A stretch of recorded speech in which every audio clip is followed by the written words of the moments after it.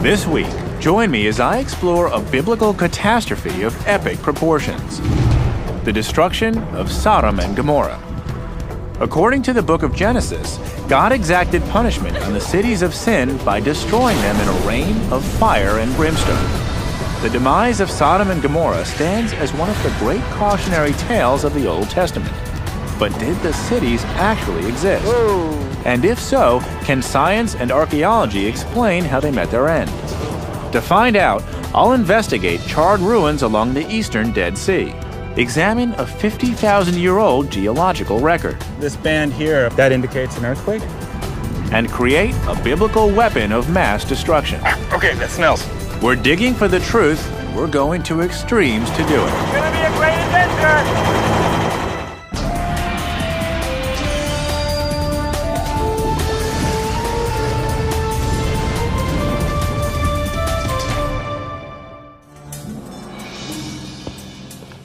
Hi, I'm Josh Bernstein. I'm at Jordan's most famous archaeological site, Petra. Isn't that spectacular? But I haven't come here to Jordan to explore a site celebrated for its beauty, but to learn about two sites destroyed for their wickedness: Sodom and Gomorrah.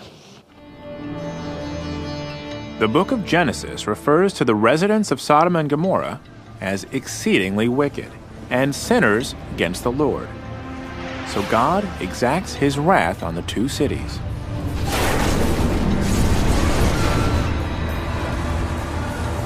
Only one man escapes the destruction of Sodom and Gomorrah: Lot, the nephew of the biblical patriarch Abraham. God allows Lot, his wife, and his two daughters to flee the cities on one condition: they must never look back. Lot's wife disobeys God's command and is turned into a pillar of salt. It's a great story, but is there any archaeological evidence to confirm it? Did Sodom and Gomorrah actually exist? The two cities make their first appearance in Genesis 10:19. They're listed among the so-called 5 cities of the plain: Admah, Zeboim, Zoar, and Sodom and Gomorrah. Many biblical scholars place these 5 cities here in the Jordan Valley, bordering one of the world's most famous bodies of water, the Dead Sea. Over the course of many millennia, water evaporated more quickly from the Dead Sea than it was replenished. Eventually, it became so salty that it could no longer sustain any life. Thus the name. But interestingly, some of the locals here refer to it by a different moniker: Buhayat Lut, Arabic for the Sea of Lot. At just over 1,300 feet below sea level, it's the lowest place on Earth. This is also the place where many scholars believe the cities of Sodom and Gomorrah once stood. Some believe they were on the western side in modern-day Israel. Others believe they were here on the eastern side in Jordan. And still others believe that the cities are actually beneath the very waters, the Dead Sea itself. In order to narrow my search, I've contacted Jordanian scholar Rami Khouri. For decades, Rami has compiled a written record of all the archaeological sites in Jordan. He's brought me to the Wadi Mujib Nature Reserve to meet a key figure from the Sodom and Gomorrah story: the physical testament to the enduring power of one of the Bible's most arresting symbols: Lot's wife. It's a message, it's a moral message, which is personified in the physical remains. Here she is. There she is. Can I go closer? Yeah, go ahead. Lot's wife, perched above the Dead Sea Highway, is actually a salt-encrusted stone pillar etched by wind and water. Oh, she's big. Yeah.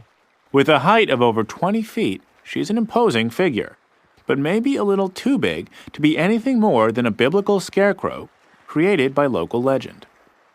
So if we're looking at this metaphorically and not literally, what's the message? I think the message from the biblical text, certainly, and it goes throughout the whole text into the New Testament, is that people should obey God, should be faithful, and should trust God. And if you don't obey God, you get zapped, again, throughout the Bible. So the people in this region could use this as sort of a boogeyman. to say you better listen to God when he speaks, because otherwise you're going to turn into that pillar. That's right. I think that's the aim of the story, and of course many stories in the Bible are like this. The interesting question is, well, when did these stories first originate? When did these narratives first become institutionalized in the values and the memories of a society? Rami explains the Bible was written as much as 1,500 years after the events of Sodom and Gomorrah supposedly took place. He says the Genesis account was likely passed down through centuries-old oral tradition, and then later transcribed into the written word. These stories, these narratives, are based on facts that we can prove in many cases: geological facts, geographical facts, chronological facts, and historical facts. So there actually could have been a Sodom and Gomorrah. I think there were cities that were destroyed. You will certainly find sites where the archaeological evidence synchronizes rather compellingly with the biblical evidence. Many accept the Bible as the Word of God. Unquestionable fact. But archaeology seeks physical proof, and Rami says there's plenty of things he wants to show me. Our first stop, the small city of Madaba, some 30 miles away, just south of the capital city of Jordan, Amman. He's taking me to see an ancient mosaic, one that contains clues to the precise location of the 5 cities of the plain. Madaba itself is world-renowned for the decorative stone floor mosaics that fill the Greek Byzantine churches. Byzantine originally at the bottom and then rebuilt in the 19th century. During the construction of the Greek Orthodox Church of St. George, the builders found a 6th century mosaic embedded in the floor of this house of worship. And as they're rebuilding it as a church, they discovered this extraordinary mosaic map of the Holy Land. Rami says over 11,000 man-hours went into creating this 900-square-foot mosaic, and that the floor was originally composed of 2.3 million pieces of colored stone. This is where? I can't read any of this. Well, when you look at it from here, this is Jerusalem, walled city of Jerusalem. Okay. You have the Jordan River with the fish going up and down. Okay. You can see the Dead Sea with the 2 boats.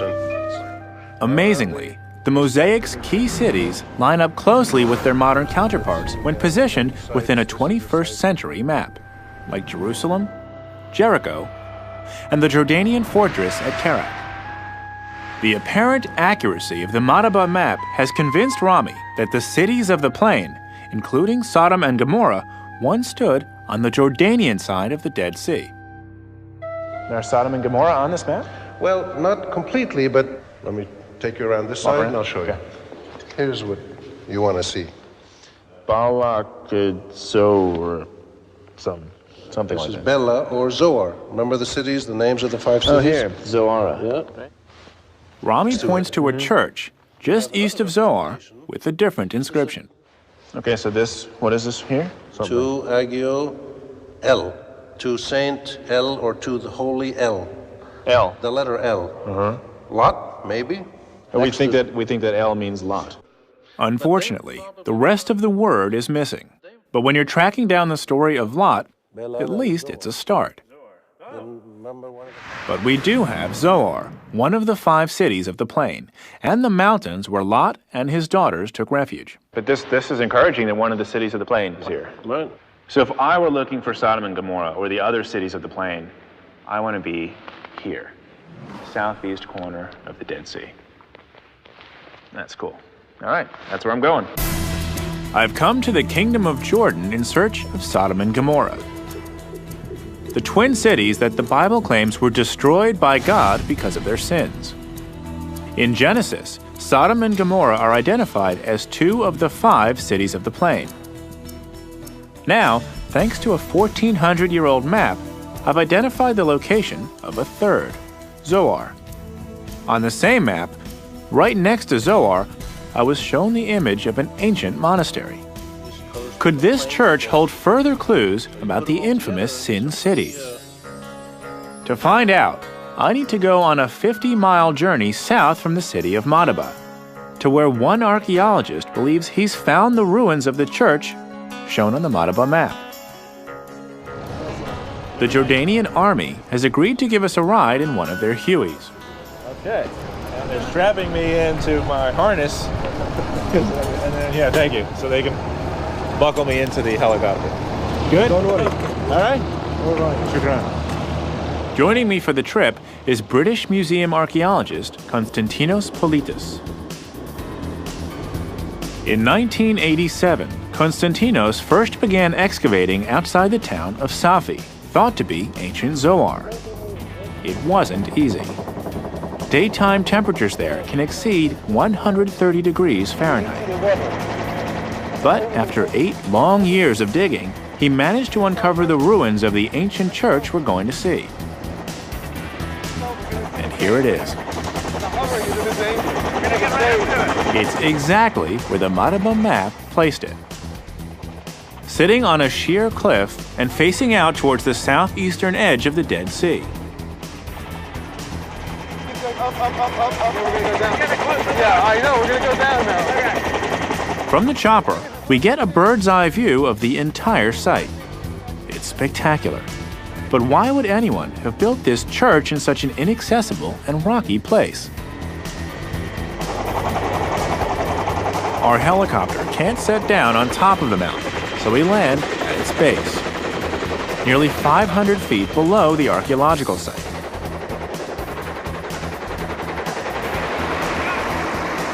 To get back up to the ancient monastery itself, we need to climb a series of steep switchbacks.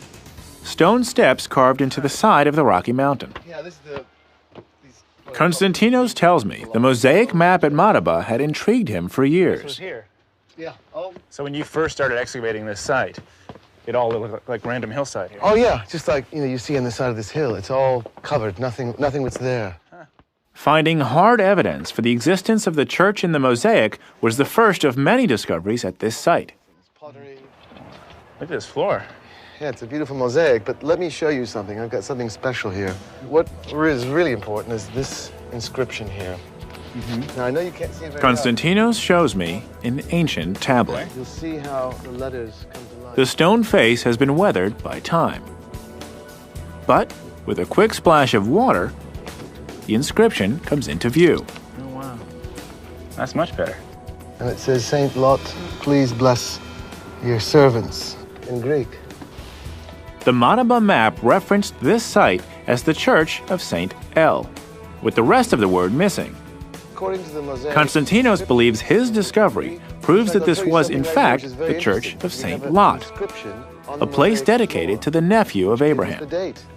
If you look down here, this is a beautiful Greek inscription which mentions the names of the bishop and the abbot of the monastery, but most important, the date, April 605 AD.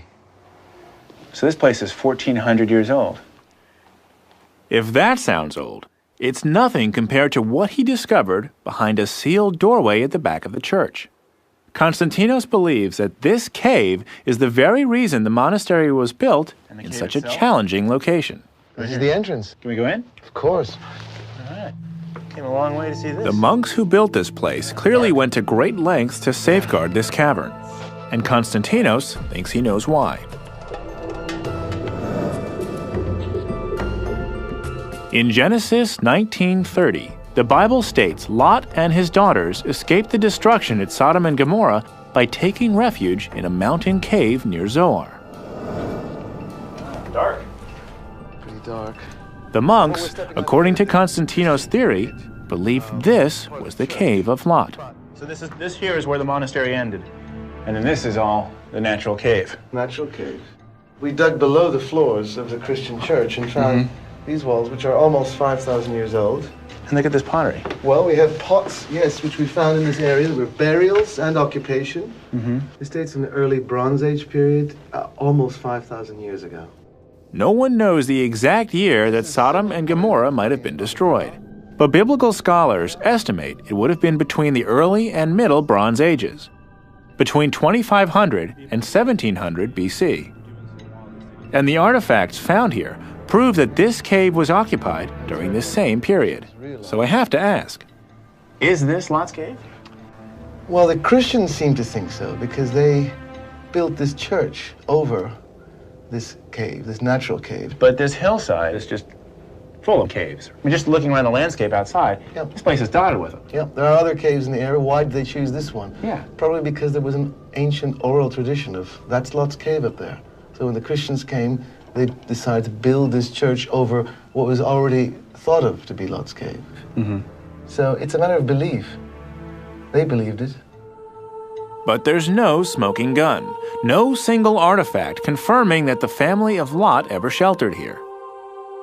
Still, there is another way to get closer to the story of Lot, his family, and their journey to the cities of the plain. I'm going back to the biblical record to retrace the path Lot may have taken to arrive at the doomed city, Sodom. According to Genesis 13, Lot and his uncle Abraham share land in Bethel, within modern-day Israel.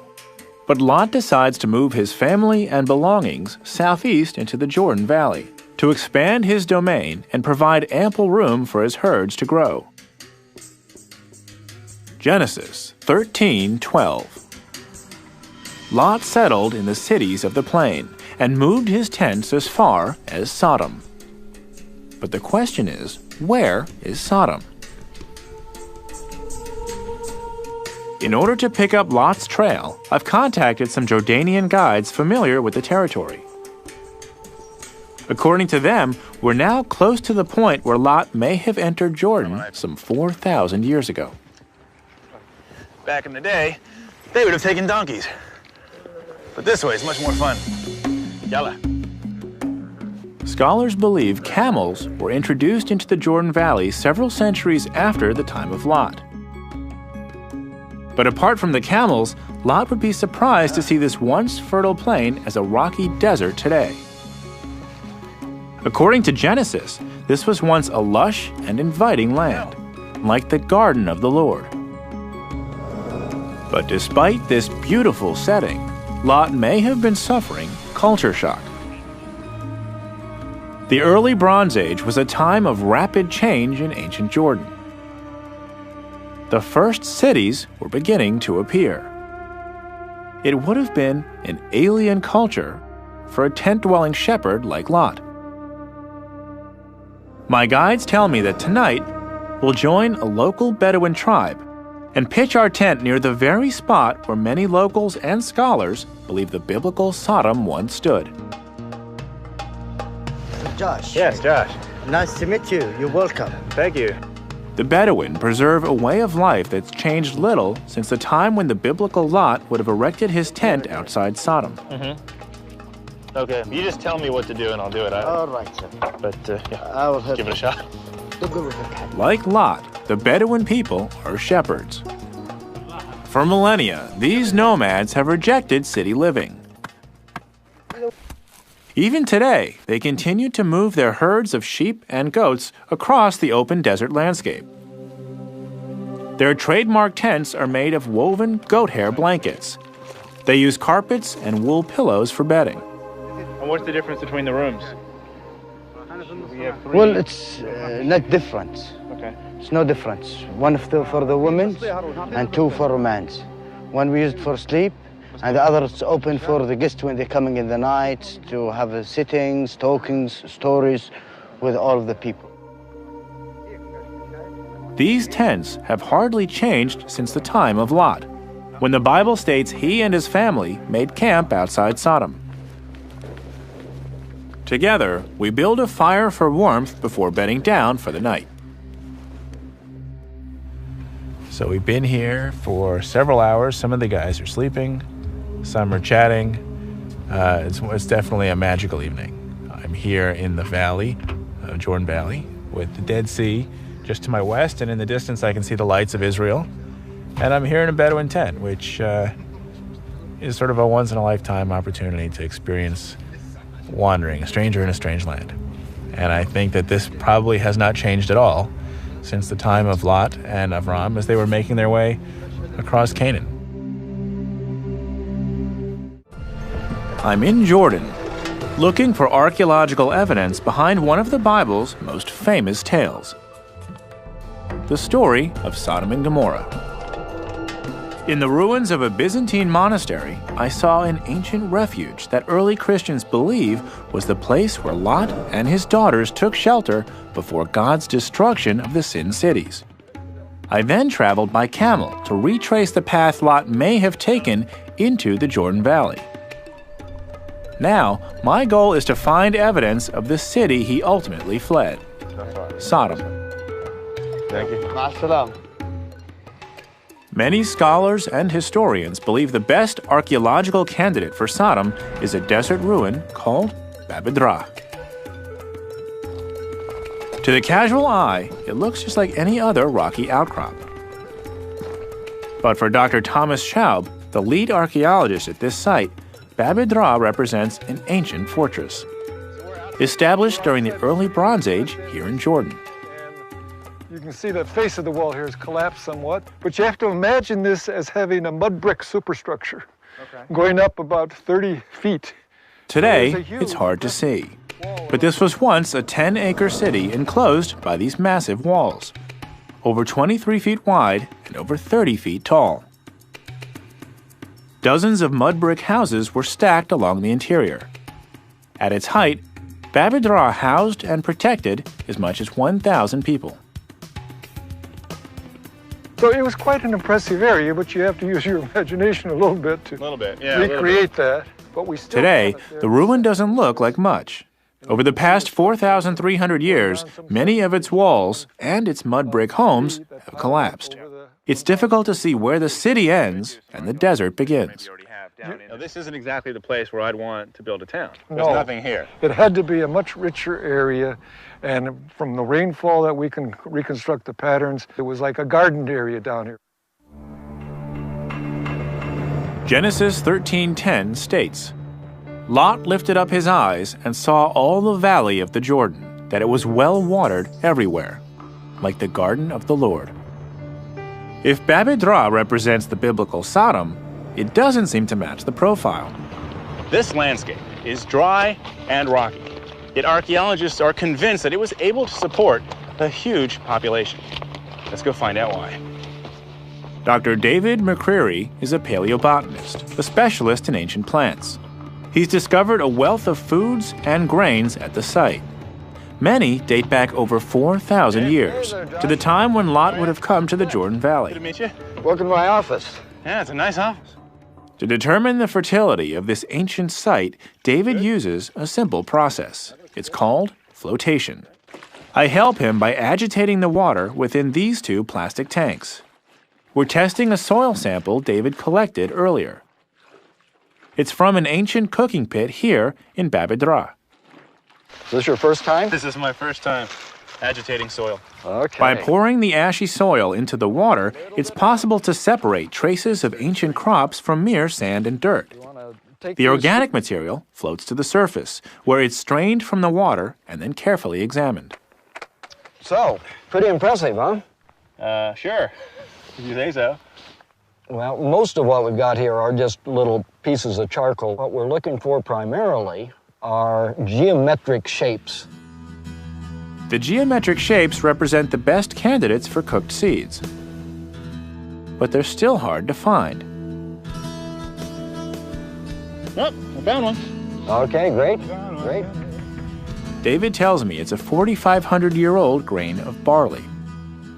It's exciting. That's pretty exciting, I've never been isn't so excited about one single grain of barley in my life.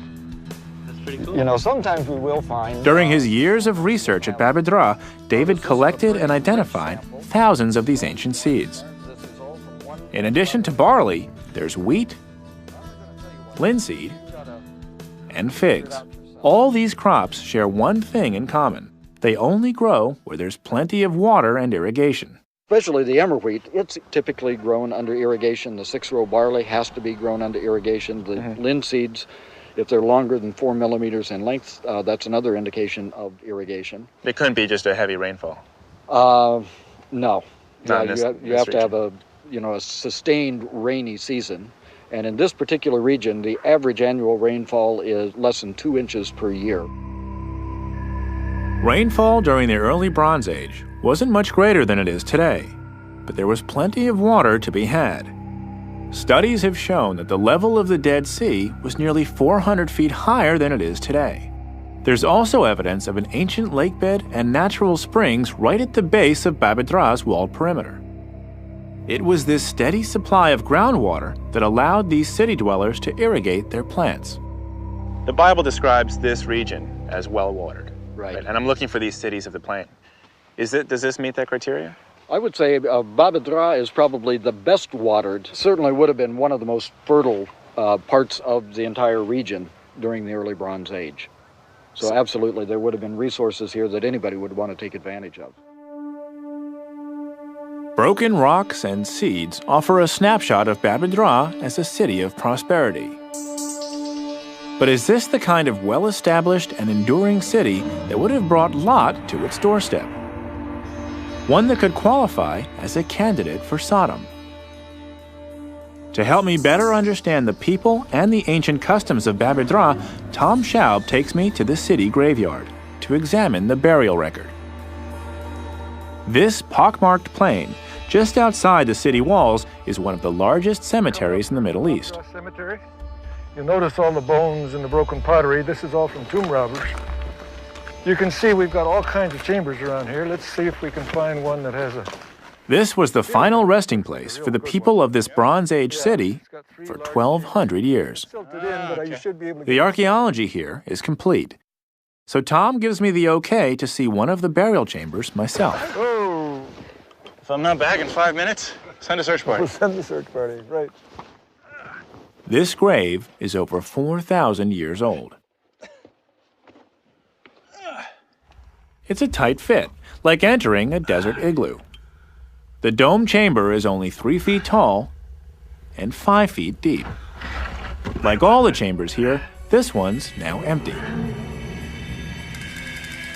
But when Tom and his team excavated these burial chambers in the 1970s and 80s, they found over 200,000 skeletons in over 20,000 tombs.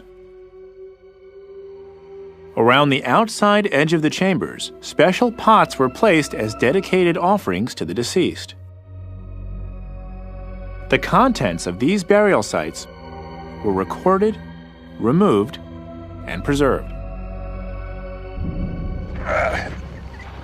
Good day for laundry. Tom has brought some of the funerary pieces from inside the burial chambers to show me. All of these pots are over 4,300 years old. The pottery, the agricultural record, the massive numbers of skeletal remains. These all point to the fact that Babedra was a sizable Bronze Age community that thrived in the Jordan Valley for centuries. A place of prosperity, a world not of tents, but of fixed homes with a food supply that was guaranteed. A city that might have attracted Lot. So if, going back to Lot's time, if he were seeking a place, and if Lot were going to a city of the plain, this could be one of them.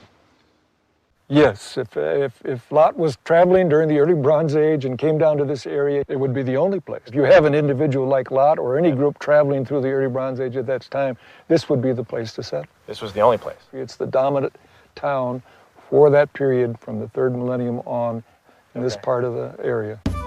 But this is where the archaeological record of Babedra seems to part company with the biblical story.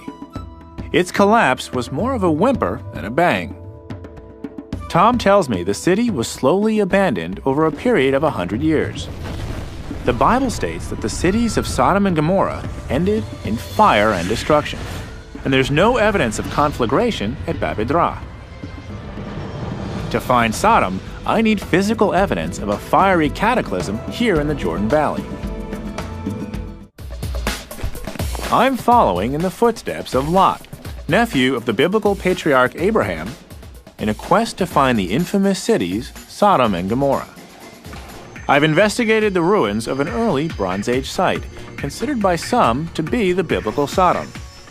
I've also seen its burial ground, thought to be one of the largest in the Middle East. But this ancient city shows no evidence of being completely destroyed by fire. And the biblical description of Sodom and Gomorrah's final hours is as clear as it is apocalyptic.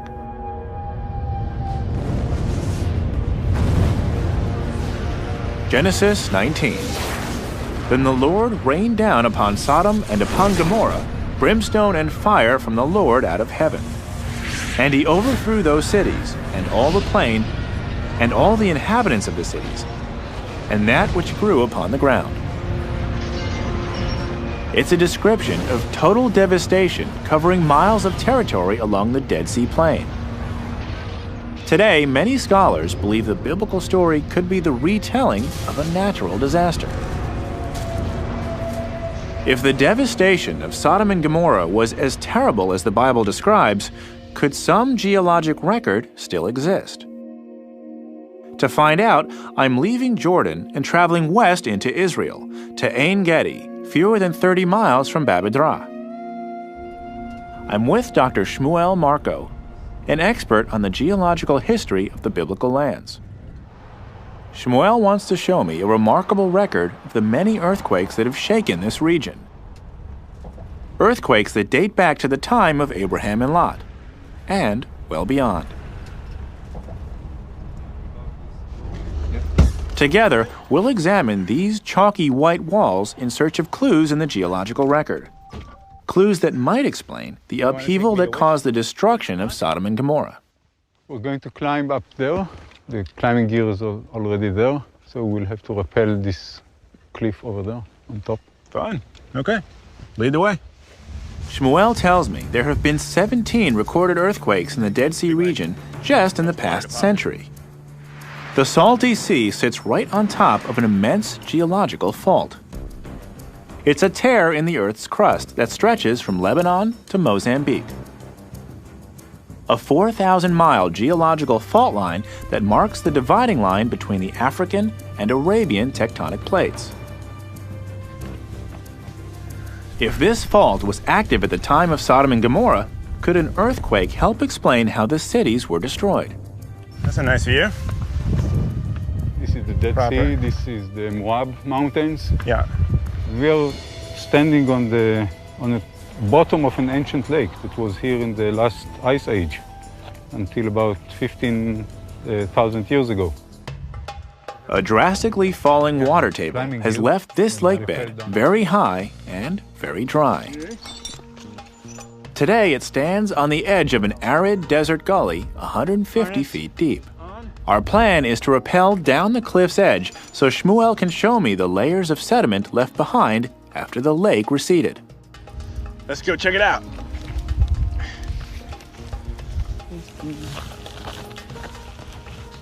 The rock is soft and crumbles beneath our feet. But it's still easy to see that this cliff face is composed of thousands upon thousands of tiny layers. In fact, each layer was formed by the cyclical deposition of sediment on the floor of this ancient lake. What does one line represent? One layer represents one season deposited at the bottom of a lake. White layers represent the summer seasons, and brown layers represent winter. So you can date these layers the way someone might date tree rings. Exactly. The tree rings are the exact analog to these layers. The difference is that trees don't live 50,000 years. Here we have more than 50,000 years record. Mm-hmm. So this is a very long record here. We have the longest record on Earth. Wow. This 50,000-year record allows geologists to clearly see when earthquakes shook the region. We're looking for layers like this that are disturbed. Shmuel points to a large band of sediment different from the rest. It's thicker and jumbled. The sediment accumulated up to here. Above this was water, and then an earthquake shook the bottom. And all this thickness of layers was mixed and all chaotic here. This is one earthquake that disrupted a layer that's worth several hundreds of years of deposition. Okay. Yes. Shmuel explains that this earthquake would have registered over 6.0 on the Richter scale. More than enough to have destroyed a city that, like Sodom or Gomorrah, was built of mud bricks and stone. And according to Shmuel, the evidence is very compelling that this is precisely what occurred. You see, it tells us that around 4,000 years ago, there could have been an earthquake. There were earthquakes in this region of time. So in this case, the geological evidence supports the possibility of Sodom and Gomorrah actually being destroyed. Absolutely, yeah. It's very likely. So it's not just possible, it's likely. It's very likely. Still, an earthquake alone isn't enough. To fully corroborate the tale of Sodom and Gomorrah's destruction, I need more than a seismic event. I need fire and brimstone. And I know just the man for the job. I'm rejoining Rami Khoury at the eastern edge of the Dead Sea, on the Lisan Peninsula. We're fewer than 10 miles from the ruins of Babydra, and 20 miles from Safi, thought to be ancient Zoar. What's the information in the Bible? Rami has told me of an intriguing idea. If he's right, he'll be drawing a direct line from the Genesis story to where we're now standing on the Dead Sea Plain. Yeah, everything that's mentioned in the Bible and the story of Sodom and Gomorrah, in terms of natural resources and geology and terrain, is still here. Hasn't changed very much.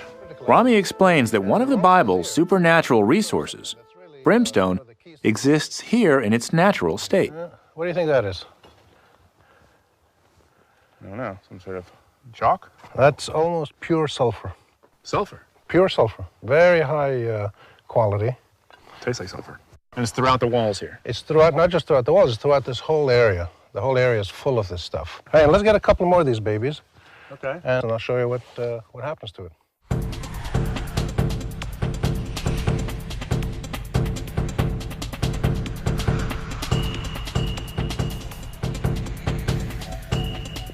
That's a nice one.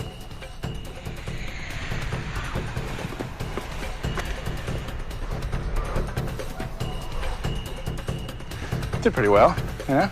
I'm not exactly sure what Rami hopes to show me with this pile of sulfur, but he better make it quick. It's getting dark out here. Pick it up. Let me show you. You know what happens to sulfur when you light it? Well, it lights. Catches fire. Oh, okay. Okay, that smells. Yeah, better put it down. That's burning sulfur, otherwise known as brimstone.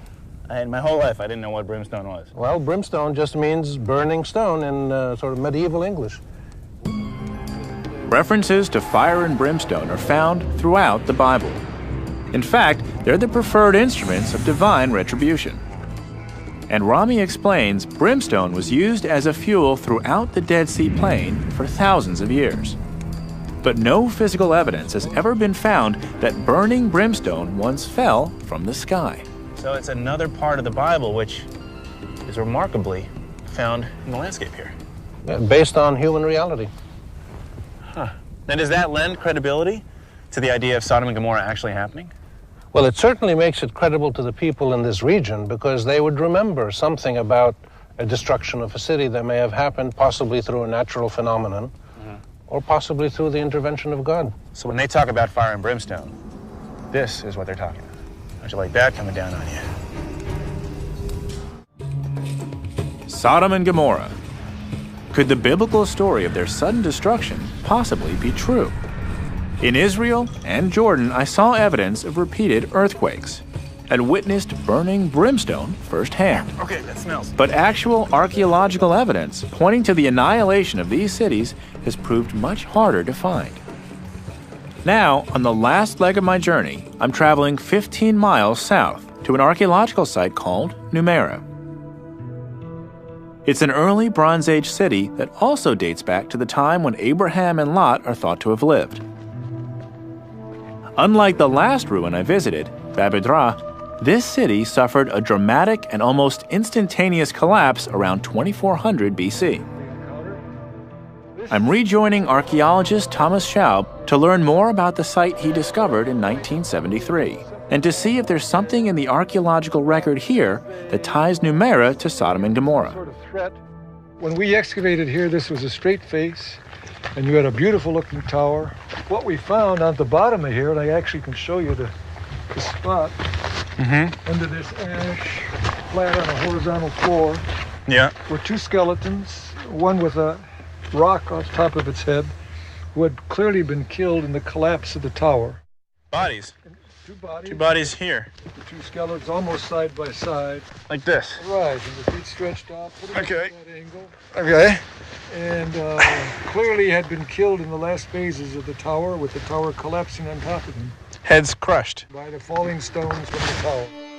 This photograph shows the two early Bronze Age skeletons found beneath the fallen tower. A stone shattered this skull. Something terrible must have happened for these bodies to be left unburied. Tom believes an earthquake may have triggered the tower's collapse some 4,400 years ago. Well, this, as you probably know, is a very active tectonic zone here in the Jordan Valley. We've had 17 earthquakes in the last 100 years that they've recorded. And it's possible that an earthquake could have caused this damage. It's very possible. We're not sure, but that's one possibility. Well, let's take Then Tom takes me to another part of the site. For many people, it offers a profound connection between the historical Numeira and the biblical account of Sodom and Gomorrah. He leads me to a pit where paleobotanist David McCreary is waiting for me. David wants to show me a remarkable series of layers in the soil, which record the final hours of Numeira. Exactly what's going on. What's very clear is that we've got two burn layers. A burn layer up here, you can see chunks of charcoal. Yeah. Those are probably from the wooden beams that would have supported the roofs. This layer is between 20 and 30 centimeters thick. Okay. And then below that you have a much hotter, or what I'm interpreting is a hotter burn layer. Whiter is hotter. Whiter is hotter, yeah, that's this ash. So this is not a small fire that got out of control. This is a huge fire that burned everything. It certainly shows up in every part of the city that we've excavated so far. Then that would mean that this whole city was consumed in fire. That would certainly be a strong implication. It appears as if the entire city is burnt and then abandoned. We don't have evidence of occupation after the destruction of these layers. If the writers of Genesis were aware of Numeira's destruction, this might have provided the inspiration for the biblical story. A Bronze Age city literally burned to the ground along the edge of the Dead Sea Plain, correlating closely to the time of Lot. Given where we are, relative to the Dead Sea, relative to the stories in the Bible, I'm seeing a city here that was completely destroyed by fire. Right. Could this have any relevance to the stories of Sodom and Gomorrah? It could, I suppose. As an archaeologist, again, I think we're restricted to the evidence so that we can only say that there was a massive destruction. Fire destroyed the entire city in a catastrophic event, and the evidence would suggest that after that fire, people did not resettle at the site. The cause of that destruction, I think, from an archaeological point of view, is just up in the air. We just don't have the evidence to say whether it was a man-made or a natural disaster of some kind. All we can say from the material evidence is there was a fire, destroyed the city, the people didn't return. Whether the biblical account involving the destruction of Sodom and Gomorrah was the retelling of a natural or supernatural event, we may never know. But we do know the cities of the plain were susceptible to earthquakes. And this was a region rich in combustible fuels, like brimstone. This charred ruin can't be ruled out as one of the sin cities. If one day archaeologists can definitively place Lot in the Dead Sea Plain during the early Bronze Age, the truth about the final locations of Sodom and Gomorrah may finally be confirmed.